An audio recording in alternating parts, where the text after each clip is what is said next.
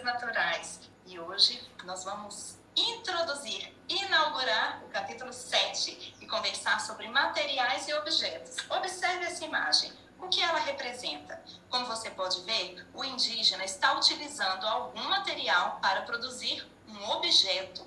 Ele está utilizando aqui a madeira e está utilizando uma ferramenta provavelmente de metal e produzindo esculturas de madeira. Os povos indígenas costumam retirar da natureza materiais que eles utilizam para produzir diversos objetos. Além de esculturas, eles podem produzir canoas, arco, flecha, utensílios domésticos, diversas outras coisas.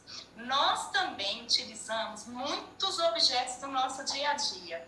E de que materiais são feitos esses objetos? Os seus brinquedos, o seu material escolar, todos esses objetos são produzidos a partir de materiais. E de onde vêm esses materiais?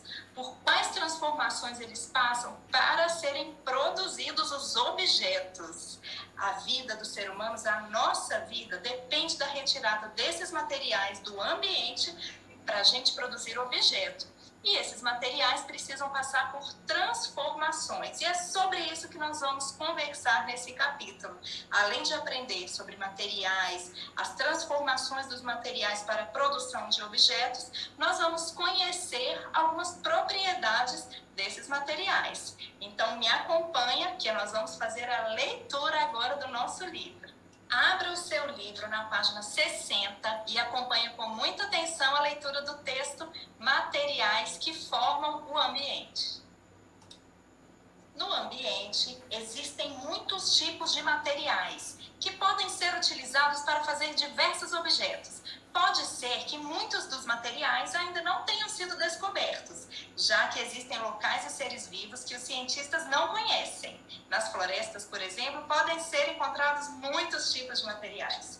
Para organizar e conhecer os materiais e os objetos, nós os dividimos em dois grupos: materiais originados em seres vivos e materiais originados em seres não vivos. O ferro, que é utilizado, por exemplo, para fazer portões e grades, além de ser empregado nas construções, é um tipo de material originado em seres não vivos. Já a madeira, utilizada para fazer esculturas, portas e armários, é originada em seres vivos, pois vem do tronco das árvores. Observe aí o ferro, que é um material originado em seres não vivos, e a madeira, que é originada em seres vivos. Nós vimos no texto que os materiais que são utilizados para a produção dos objetos que nós utilizamos no nosso dia a dia são retirados do ambiente. Eles formam o ambiente e são retirados de lá para a produção desses objetos. Aqui nós podemos ver, por exemplo, a extração do ferro, que é muito utilizado nas construções, por exemplo, para dar uma boa base aos prédios e demais construções. Aqui nós vemos a extração de madeira, muito utilizada para a fabricação de móveis. Como nós podemos observar, essa retirada, essa extração dos materiais do ambiente traz um impacto ambiental e por isso deve ser uma atividade controlada. Alguns objetos podem ser feitos de ferro ou de madeira, como os portões.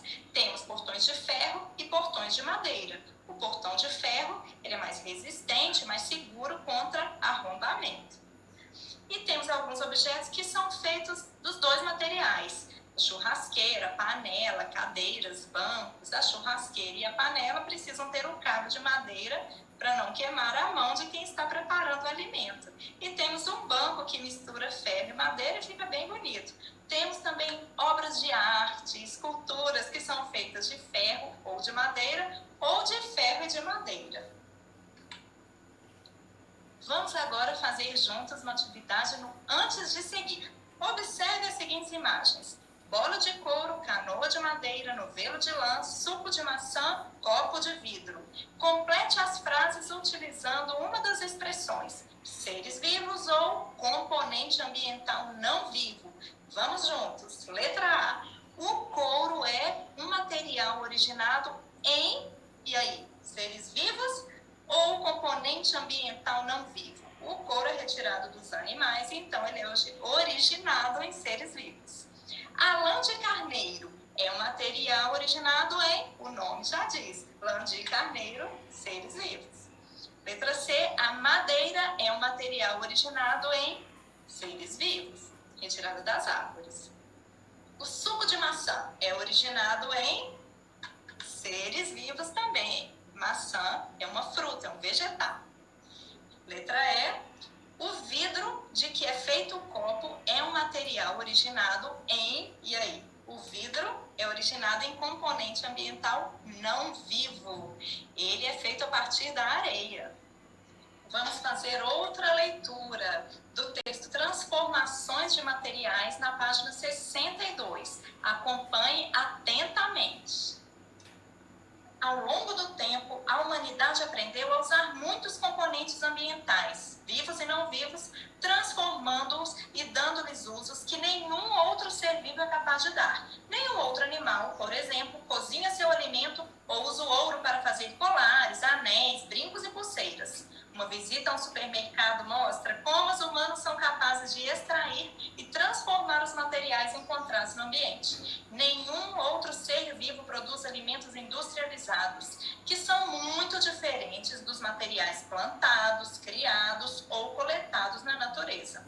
Alguns materiais podem ser usados pelas pessoas da forma como são encontrados no ambiente. Por exemplo, a água da chuva pode ser coletada e, sem passar por nenhuma transformação, ser usada para dar de beber a animais de criação, assim como para regar hortas e jardins, lavar carros e áreas externas das moradias. Outros materiais passam por transformações para serem utilizados pelas pessoas. O barro, por exemplo, pode ser amassado e moldado na forma de vasos, tigelas, tijolos e objetos de decoração, que depois são queimados em fornos para ficarem prontos. O barro retirado do ambiente pode ser transformado em objetos de cerâmica, como você está vendo alguns exemplos aí. Nós vimos no texto que alguns materiais precisam ser transformados antes de serem usados na fabricação de objetos.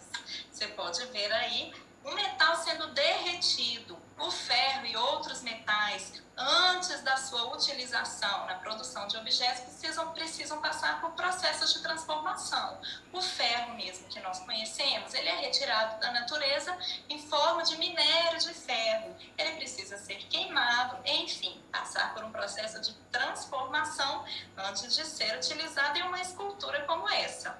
Uma dica para você: são vídeos muito legais que você pode encontrar de onde vem o vidro, de onde vem o plástico, de onde vem o papel.